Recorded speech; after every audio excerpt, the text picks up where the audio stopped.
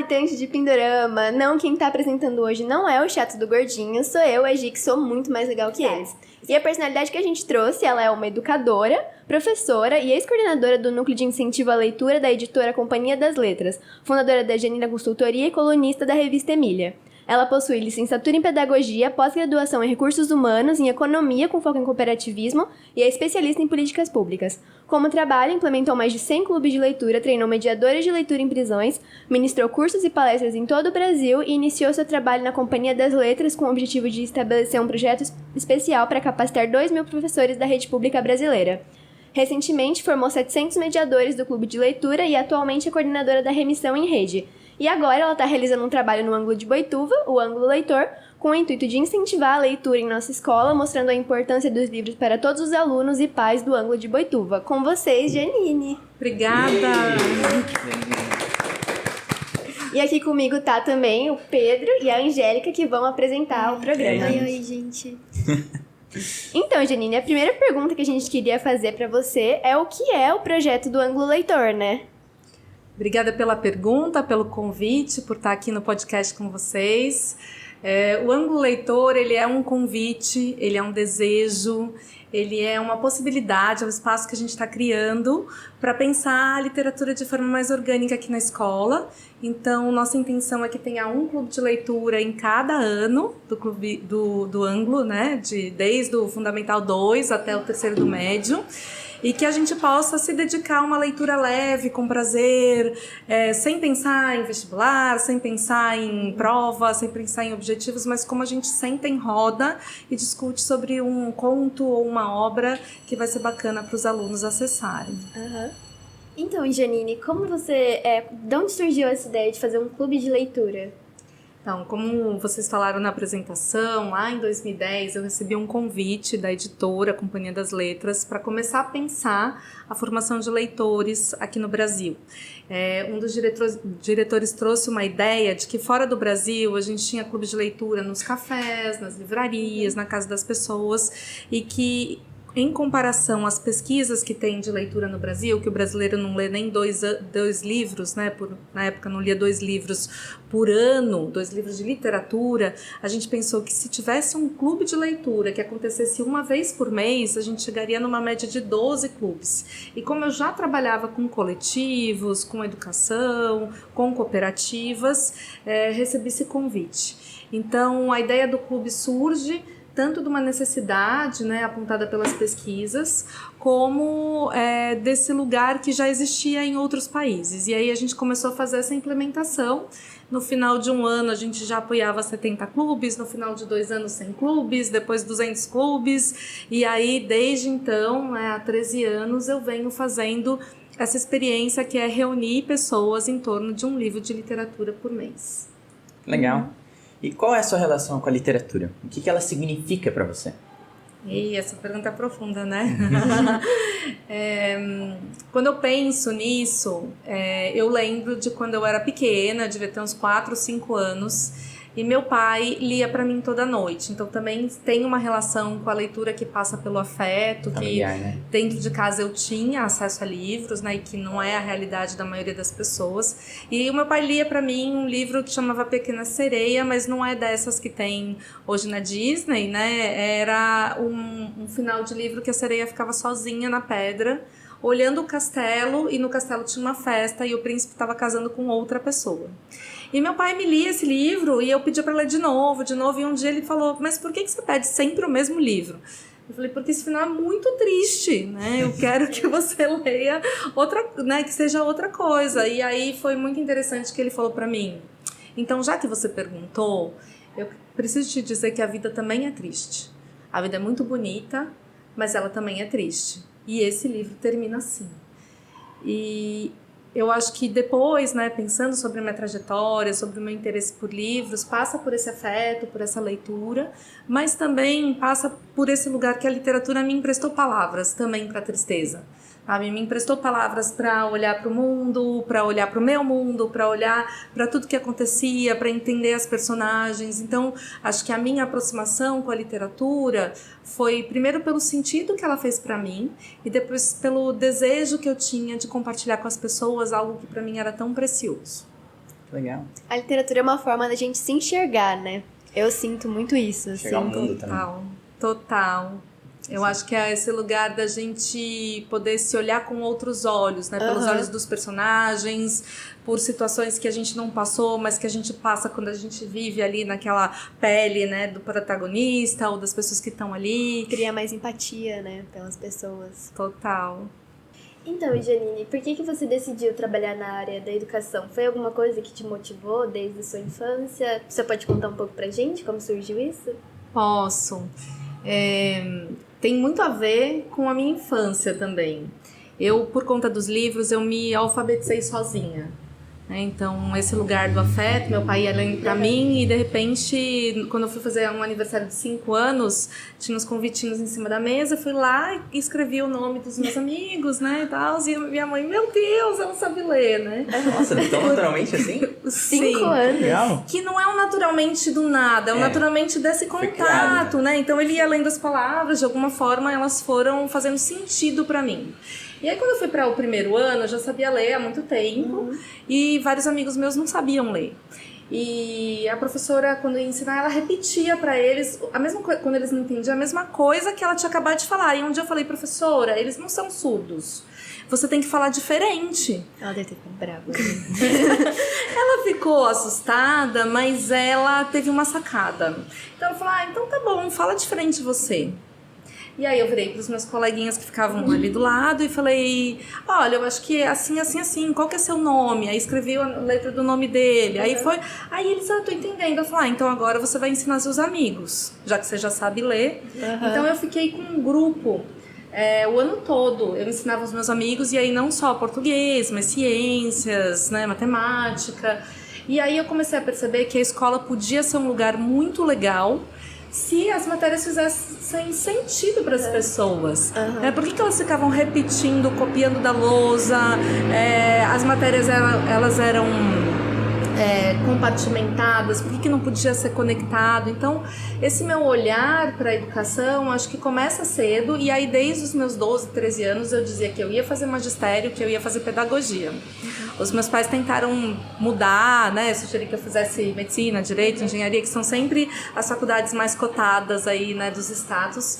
E eu falei que eu queria ser pedagoga, porque eu queria mudar um pouco esse lugar da educação, né, que a educação pudesse ser um espaço de afetos, de sentidos, de prazer, de alegria, né? Não precisava ser um castigo ir para a biblioteca, por exemplo, né?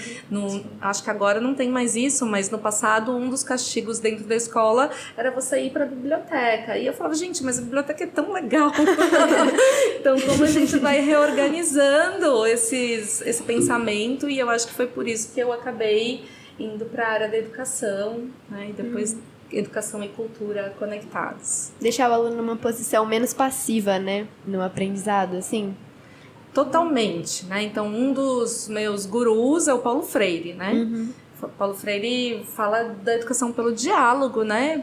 Você não educa ninguém, mas a gente se educa em comunhão. Então, acho que o clube de leitura também é um lugar que você lê um livro, aí você traz a sua visão, o outro leu, tem uma visão diferente porque tem uma história diferente, né? Tem uma subjetividade diferente. E quando eu escuto, que foi o que você falou da empatia, né? Eu percebo as nuances, eu percebo aquela trajetória e outros sentidos vão vindo. E a educação tinha que ser assim o tempo todo, né? Sim. E falando assim, tratar os livros como se fosse uma punição, né, que nem eles faziam na escola, devia ser uma coisa terrível, né? Gera um sentimento. Não era muito, né? Não, mas para as pessoas, total. tipo, fica com sentimentos que, tipo, livros são uma punição. Isso é completamente o oposto, né? Mas como foi a construção dessa sua carreira nessa área? O que você aprendeu todo esse tempo que você teve nessa profissão? Então, eu comecei então a fazer muitos trabalhos, né, na educação. Quando eu falei para vocês das cooperativas, dos coletivos, eu já atuava na área da educação, né, pensando em educação cooperativista, que tem a ver com esse lugar que não é de passividade, mas que é de protagonismo, de horizontalidade, de comunidade, né? Então sempre fui transitando por esses espaços que desconstroem as hierarquias, que pensam outras possibilidades de estar no mundo. E aí eu encontrei, então, esse universo do livro formalmente, que foi dentro de uma editora, e lá eu pude conectar a minha trajetória, né? Porque eu acho que entrei lá perto dos meus 28, 29 anos, então minha trajetória de educadora no cooperativismo com o universo da literatura. E aí consegui colaborar, né, para o pensamento, né, dos clubes de leitura no Brasil, né, e já fui para fora também fazer palestras sobre clube de leitura. Legal. Então acho que foi um pouco, os livros me encontraram também, né, porque acho que a gente também vai caminhando na vida e as coisas vão acontecendo, algumas portas vão se abrindo, e aí eu me apaixonei. Porque um dos meus sonhos de adolescência é, nas férias, o que você quer fazer? Férias de julho, que tá frio. Eu quero ficar na biblioteca, né? Eu quero ficar lendo a biblioteca inteira. Mas aí eu não queria só ler os livros, eu queria conversar com os meus amigos. Então, na verdade, eu já fazia meio que um mini clube de leitura, porque eu ia emprestando os livros para as amigas, perguntando o que elas achavam, e aí foi um pouco por esse lugar que eu fui transitando. Interessante. Eu acho que o problema, assim, de ensinar a literatura na escola é esse, que o aluno acaba tendo contato com o livro de cara com o livro que ele vai ter que ler para fazer a prova. E aí eu acho que isso cria esse bloqueio, né? Fica parecendo uma obrigação, né? Que se você lê por fora, é completamente diferente. Mesmo a gente que gosta de ler, por exemplo, ler livro de vestibular nunca vai ser a mesma coisa. Sim. E aí quando a pessoa entra em contato só por meio disso, ela cria essa visão, né? E coitado do Machado de Assis, que é tão legal, e você falou Machado, todo mundo grita, né? E eu acho que tem tudo a ver o que vocês estão perguntando e que você acabou de falar, porque eu mesma, né, você falou do susto dos livros, quando era um livro para fazer prova, ou na minha época vinha um caderninho no fim do livro, eu acho que não tem mais isso, né? Ficha do livro. Alguns livros antigos de vestibular tem. Então, gente, eu detestava a ficha do livro, sabe? Porque uma vez a professora me perguntou numa prova e ela ainda fazia pânico. Ela, além de dar o livro, além de ter prova, tinha uma chamada oral, que ela pegava um saquinho, ela fazia assim, aí ela tirava um número. Eu lembro até hoje que eu era número 23, que parecia que estava tomando um tiro. Ela pegava assim, 23, ai meu Deus. Porque o vestido da Aurora, né, no Senhora, era azul. Aí porque ela gostava de azul, né? Não, porque as estrelas, isso aqui, eu falei assim, professora, desculpa, na sua cabeça. Eu tenho certeza que se a gente perguntasse para o José de Alencar, ele não ia falar isso. Tanto é que eu converso às vezes com escritores, né, que fazem clube de leitura, e ele fala assim, tal cena, né, ou o pai do narrador é tal pessoa, aí ele responde, você acha que eu sei? Porque um bom livro, ele deixa uma parte da história acontecer na cabeça dos leitores, né? Então, quando você começa a pensar o livro para fazer uma prova, também o professor parte de um pressuposto, né? Começa a se organizar imaginários ali do livro, que não necessariamente é o que passa pela sensibilidade de quem está lendo. E aí quando a gente adota um livro, um conto, só por prazer, só para a gente conversar sobre isso, eu acho que daí a gente vai fazendo um caminho diferente, né? Que é livre. Sim. Que a prova faz o livro perder toda a subjetividade, né? Querendo ou não, assim, que você tem que ter a interpretação de acordo com o que é esperado. E aí você se restringe muito, né? Isso me lembra muito, sabe, aquela cena, Sociedade dos Poetas Mortos, que o professor faz um gráfico da perfeição do poema, fazendo prova de livro. Nossa, é isso que vem na minha cabeça, assim, sabe? E quando você faz o clube antes, você até pode ler para o vestibular, e aí você estuda a época que foi escrito, quem era aquele autor, sabe? Quais são os pontos que se relacionam com a realidade do momento. Mas se você já teve uma discussão anterior que foi por prazer, isso muda tudo, porque daí você vai querer saber, por que ele escreveu esse livro, sabe? Por que ele usa essa linguagem? Por que é um livro Machado que é publicado e vai continuar sendo publicado daqui a 300 anos? Porque é muito universal.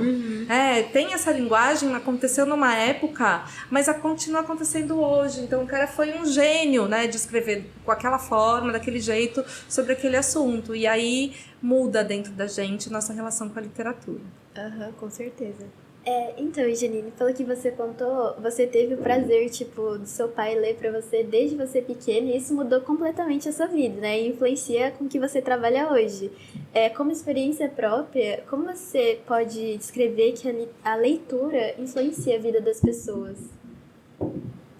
Então, a leitura, ela dá a possibilidade, às vezes as pessoas até falam assim, não vai dar esse livro, você citou os presídios, né? A vida deles é tão triste já, não dá esse livro que é muito triste. Eu falo, gente, mas será que a pessoa não quer ter palavras para ler o seu próprio mundo, interpretar o que aconteceu consigo? O adolescente tá ali, né, numa situação desconfortável, vamos dar uma coisa alegre. Mas será que ele não quer entender o momento de vida, né, o seu território, né? O que tá acontecendo com outros adolescentes, as crises. E quando a gente entra pelo lugar da ficção, a gente está acessando o lugar da fabulação, do sonho, né, desse imagético que vai acontecendo, essa história que acontece na cabeça dos leitores. Então, eu vejo que a literatura, ela é, na verdade, um direito, né, um direito fundamental de estruturação das pessoas, dos sujeitos, né, para que elas possam, aí, depois que elas acessam isso, ser quem elas quiserem.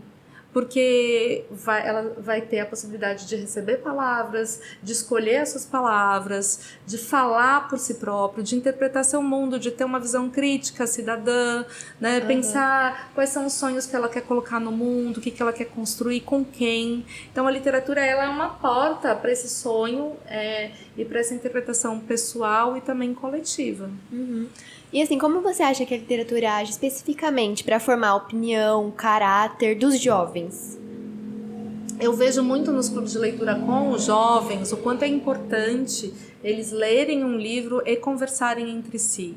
Eu acho que hoje também, né, a gente pode ter as tecnologias em nosso favor, a gente está aqui gravando um podcast, mas em geral a gente recebe respostas prontas, coisas fechadas, que vão fazendo com que as pessoas tenham muitas certezas. E eu acho importante quando a gente sabe fazer perguntas, que nem vocês estão fazendo aqui comigo, né? A gente olha para o outro e tem curiosidade, né? A gente está recebendo uma coisa superficial, pronta. Então, quando o jovem consegue acessar essas palavras, acessar essa história, essa narrativa e conversar com outros jovens, ele vai trocar ideias com outra qualidade. E aí essas opiniões, elas vão ser mais profundas, inclusive eles vão perguntar por quê. Eles vão questionar informações prontas que cheguem. E o mundo hoje pede isso, né? Pessoas que sejam flexíveis, criativas, que saibam interpretar a vida, que saibam pensar situações ou soluções que não sejam aquelas óbvias, né? Mas, infelizmente, muitas práticas que a gente tem no dia a dia levam a gente a ficar encarcerado, né? Ter crenças que limitam a gente. Então, acho que a literatura, para as juventudes, e eu gosto de falar no plural porque elas são tão diversas, né? É também uma possibilidade das pessoas se desenvolverem na sua máxima potência. Acho que se todo mundo pudesse ser o que quer ser, né, da melhor forma e ser feliz dessa forma, né, buscar o seu próprio caminho com criticidade, com opiniões próprias, a gente tomaria menos remédio na sociedade, teria menos violência, né? Então essa é a minha aposta. Eu acho que o clube de leitura é muito interessante porque, assim, a forma como uma pessoa interpreta uma obra mostra muito sobre ela, né? Então é uma forma de você conhecer as outras pessoas. Por exemplo, eu e a Angélica, a gente troca muito livro, né? E às vezes ela fala alguma coisa de um livro que eu fico, caraca, eu nunca ia ver desse jeito. Então eu acho que é muito interessante pra isso também, né? Pra você conhecer as outras pessoas de uma forma que às vezes você não consegue no cotidiano, por exemplo. E isso é bonito, você tá trazendo essa informação, né? Uma vez eu estava fazendo um clube de leitura dentro de uma empresa e uma pessoa que era mal vista, assim, pelos outros, sabe? Mais rígida, mais dura, assim, muito racional. Quando ela foi para o clube de leitura, que ela foi discutir, a gente percebeu, né, essa trajetória familiar que ela tinha, que foi criando essa casca, sabe? Que foi endurecendo. E foi super interessante porque até a relação das pessoas com ela, você falou de empatia, né? A gente está falando de alteridade, mudou totalmente. Então, eles conseguiram trabalhar no dia a dia melhor. Então, um clube de leitura aqui, né, que você já faz com a Angélica, mas imagina se fosse com a sala, como a relação entre vocês ficaria muito mais empática, muito mais solidária também, né, de você entender essa trajetória do outro. Sim, com certeza.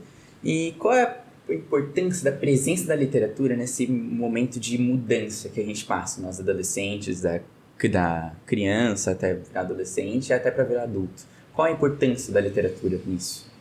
Eu acho que é preservar esse lugar da imaginação, do sonho, da fabulação, preservar um espaço em que a gente está fazendo algo que não serve para nada. Sabe, assim, é fruição. Acho que o espaço da literatura, o espaço da arte na nossa vida é um campo importante para a gente abrir e preservar. Porque geralmente a gente está sempre fazendo coisas do ponto de vista utilitarista.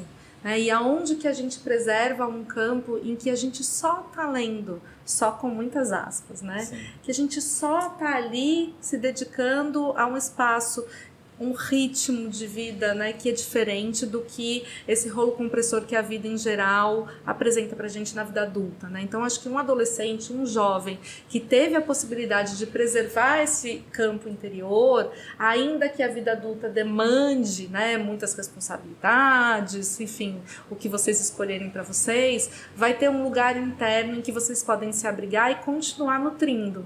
Eu vejo a literatura desse jeito e ela funciona, eu tenho 45 anos, ela funciona assim pra mim até hoje. Mas uma pergunta, assim, tipo, como que a gente pode criar esse ambiente, assim, só pra arte? Porque, por exemplo, eu tô lendo o livro, eu comecei a gostar desse livro, só que me dá uma preguiça, assim, de ler. Eu acho que é bem essa palavra, me dá uma preguiça de ler. Como que eu posso evitar isso, sabe? Pra genuinamente querer ler, assim, o tempo todo. Boa! Eu vejo o clube de leitura, né, e essa possibilidade do ângulo leitor que vai implementar os clubes de leitura aqui como uma estratégia para isso. Por quê? Às vezes você tem o livro lá, você tem a pessoa, mas você não tem a mediação. Então, assim, a aposta de que na roda tenha um mediador, né, que vai incentivar, que vai fazer perguntas interessantes, que durante o mês que você está lendo, geralmente o clube de leitura acontece uma vez por mês, então você tem um mês para ler.